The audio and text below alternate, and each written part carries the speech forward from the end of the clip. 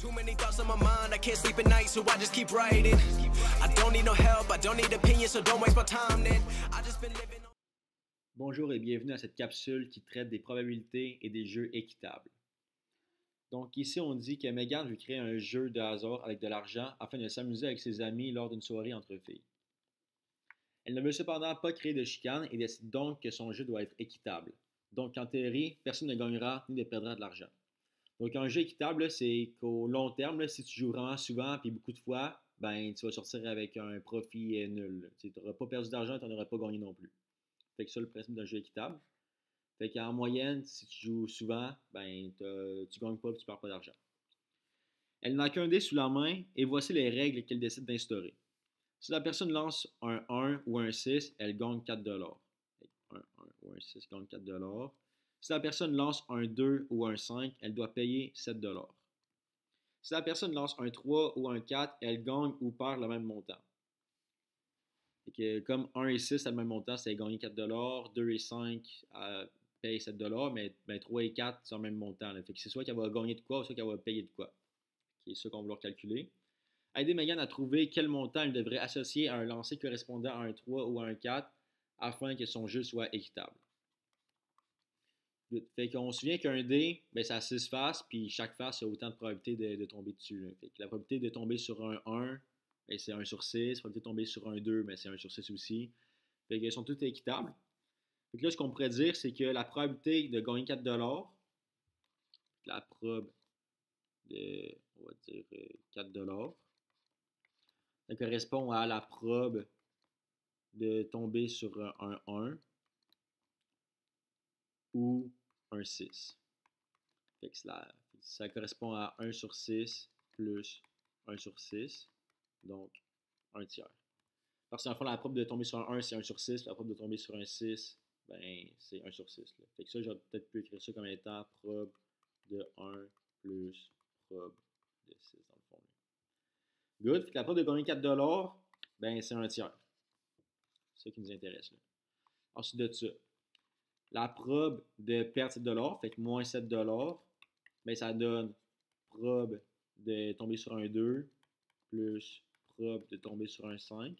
Et encore là, c'est 1 sur 6 plus 1 sur 6, donc 1 tiers.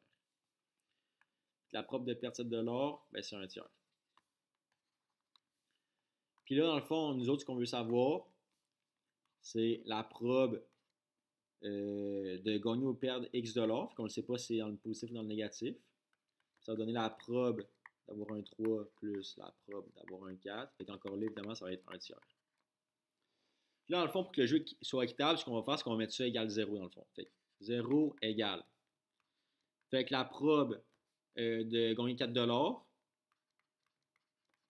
fois, dans le fond, le 4 $ qu'on gagne, plus la probe de perdre 7 $ fois le 7 $ qu'on perd, fait que fois moins 7, plus la probe de gagner ou perdre X $ fois notre montant X $.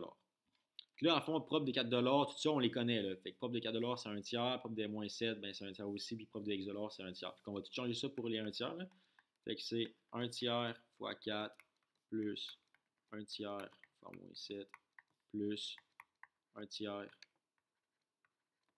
fois X. Puis là, juste isoler ça dans le fond. Fait que j'isole mon X, puis je trouve c'est quoi la réponse de mon X. Ça va me donner la réponse finale au fond. Fait que c'est pas plus compliqué que ça. Là. Fait que je vais envoyer mon 7 de l'autre bord, là, puis ça va me donner 7 sur 3 égale 4 sur 3 plus X sur 3. Je pourrais tout annuler mes 3 parce que je ferais x3 de chaque bord de l'équation. Fait que 7 égale 4 plus X. Là, je remarque que mon X, dans le fond, il va donner 3. Fait que X égale 3 $. Fait que la réponse, le montant qu'elle devrait accorder si la personne tombe sur un 3 ou un 4, ben, c'est 3 $. Puis ça fait du sens parce que, dans le fond, ça c'était moins 7 $, puis tantôt c'était 4 $. Fait que, pour compenser, il va falloir qu'il gagne 3 $. Fait que si la personne tombe sur un 3 ou un 4, ben, elle va gagner 3 $ pour que le jeu soit équitable. Puis justement, comme je disais tantôt, un jeu équitable, c'est que, oui, c'est sûr que si tu joues juste une fois, mais tu vas gagner soit 4$, soit 3$, soit que tu vas perdre 7$. Fait que tu ne tomberas pas à 0 $. Là. Fait que le fait d'un jeu équitable, c'est qu'au long terme, en théorie, si tu joues vraiment souvent, ben tu vas finir à 0$ de profit ou de perte. Là. Fait que c'est sûr que si tu joues juste une fois ou deux, ça se peut que tu aies perdu 14$, ça se peut que tu aies gagné 8$. Il y a beaucoup de facteurs qui peuvent changer. Là, mais le fait que le jeu soit équitable, c'est en fond, en moyenne, au long terme, tu es supposé tomber à zéro. Puis un jeu défavorable, ben, au long terme, tu perdrais de l'argent. Ça, c'est souvent, mettons, le cas justement de la loto, les billets de loterie, cette affaire-là. Au long terme, tu es censé comme perdre de l'argent en théorie, parce que sinon, le Loto-Québec ne ferait pas de profit. Puis, au contraire, si c'était un jeu favorable, ben en théorie, ben tu gagnes. Tu gagnes de l'argent. Donc, c'est tout pour cette capsule. N'hésitez pas si vous avez des questions ou quoi que ce soit. Je suis disponible pour répondre. Ça va me faire plaisir. Bonne journée.